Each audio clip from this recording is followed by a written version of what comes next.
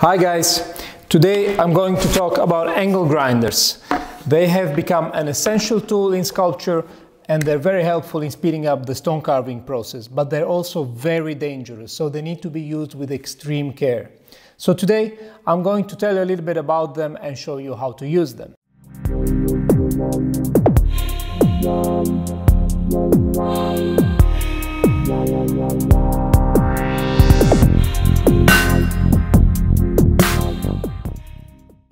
An angle grinder is basically a machine with a rotating engine onto which different discs can be attached to in order to cut, sand or polish a stone. Let's go over these discs one by one. Angle grinders are mostly used for cutting into stone, and for this purpose we use diamond cutting discs. They come in different variations. I personally like these ones because they have these cuts into the disc itself to keep it cool during the cutting process, and also these 3 diamond coated stripes will allow you to have a clean cut inside the stone. Don't use these discs to cut into concrete because they are specially designed for marble. High quality angle grinders usually come with a speed regulator with which you can regulate the RPM of the engine. And if you're using the angle grinder for cutting purposes, the speed needs to be at its highest stand. I'll give you a demonstration on how to cut stone in a minute, but you must know that you can use angle grinders for other purposes. For example, you can use them in combination with grinding discs in order to quickly shave off large surfaces. Grinding discs come in a wide variety of materials and shapes. So just to give you a few examples, this disc is heavily fitted with coarse carbide grains and it will allow you to quickly remove large quantities of materials. But for the less aggressive work, I have these metal discs. They are slightly bent and they are also embedded with carbide grains. If you look carefully, there is a number written onto the disc itself. It's 25 in this case, and that refers to the grit of the grains. I also have another one of 50 and here another one of 100 for the finer work. These discs are very comfortable and they're actually perfect for quickly shaping large abstract sculptures. You can also use angle grinders in the final stages of your work, for example, to sand down the sculpture. And for this purpose, there are especially designed discs onto which you can attach sanding paper. They come in different models. For example, this one is rigid and it's perfect for sanding down flat surfaces, whereas this one has a soft core which perfectly adapts to the shape of your sculpture.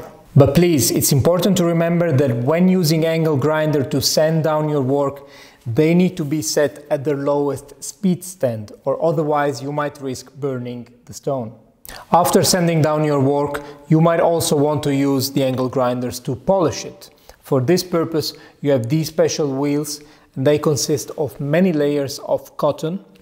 You attach them to the angle grinder, you put some wax on them, and you gently rub them over your sculpture. And you will soon see a delicate shine appear on the surface of your work. There might be many more kinds of discs out there, but there will mainly be variations on the ones that I have just showed you. So now that we've looked at the different types of discs that you can use on an angle grinder, we have come to the main reason for this video, which is safety. I've seen many photos and videos on the internet where people hold angle grinders in all kinds of ways just because it makes them look cool. The problem is that these handlings are wrong and potentially dangerous. So I wanted to take some time to talk about safety.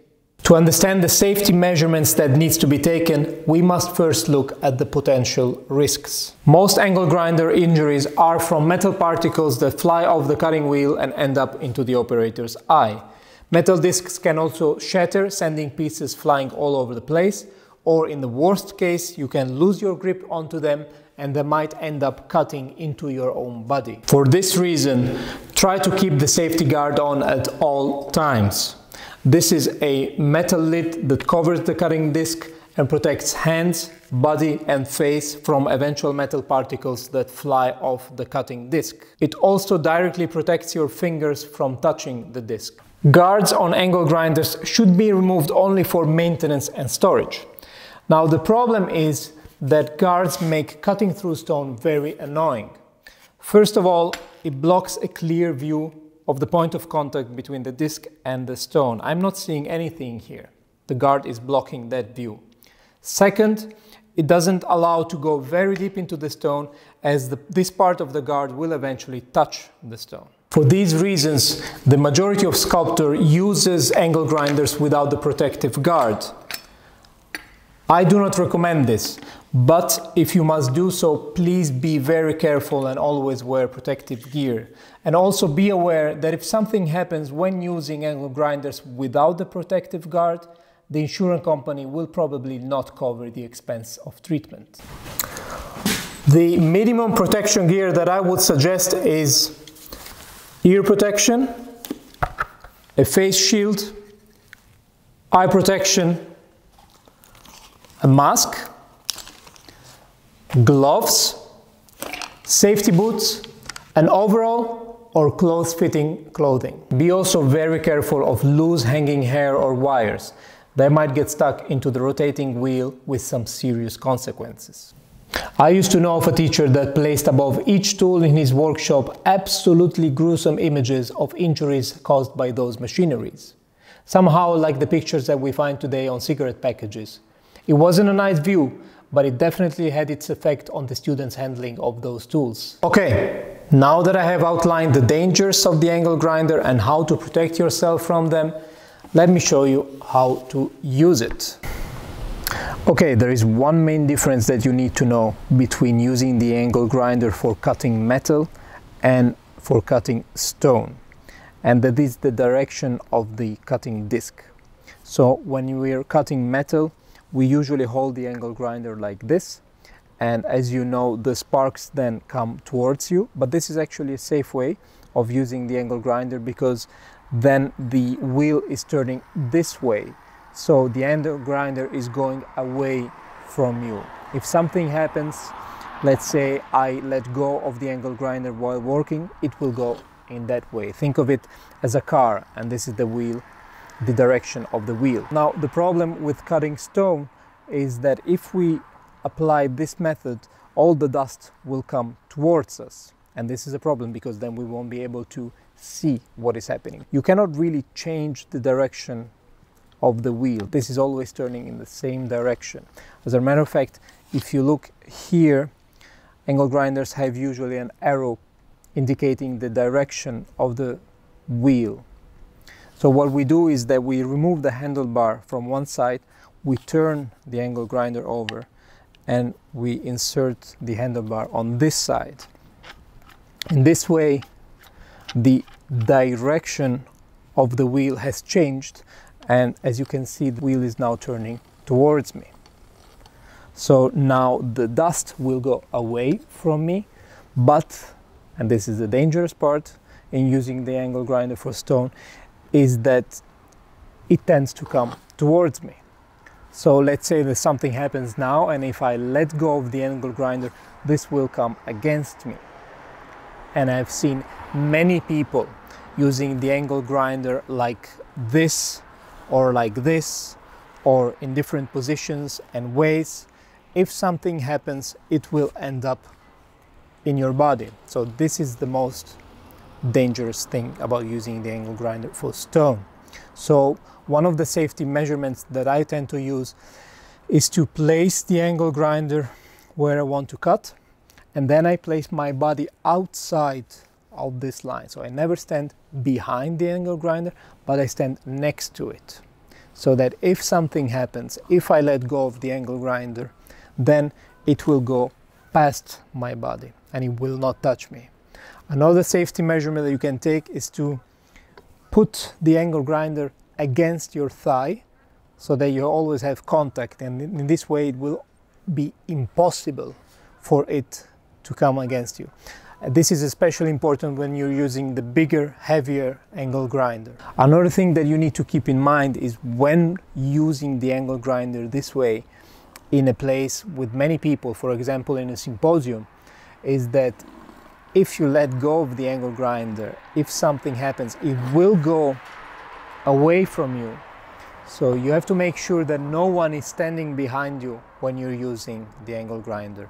People should stand on your sides, but never behind you and not in front of you, because then you'll push the dust against them as well. Another thing that you need to make sure is to always cut straight down, okay? Don't use the grinding wheel, as I said, in weird positions. It's meant to cut down, so be aware of that. Also, relax with your body, don't stress too much your muscles, don't hold everything too tight, just relax, so you'll be able to have more control on the angle grinder and the action. And once that you turn it on, let it run up to its speed and then gently place it on the line that you have drawn and then go back and forth. Now, I suggest you to put just a slight pressure when going forward, but then when you want to come backwards, since the wheel is already turning towards you, don't pull it back, otherwise you'll speed up the process. Just let it come back, okay? Hold it with your hands and let it slowly come back and then go forward again. So actually you're cutting when you're going forward. Think of it like a wood saw. You're cutting when going forward and then you're pulling it back and then cutting again. It's the same thing here. Forward and come slowly backwards, don't push, and go forward again. And also when you're going forward, don't push too much.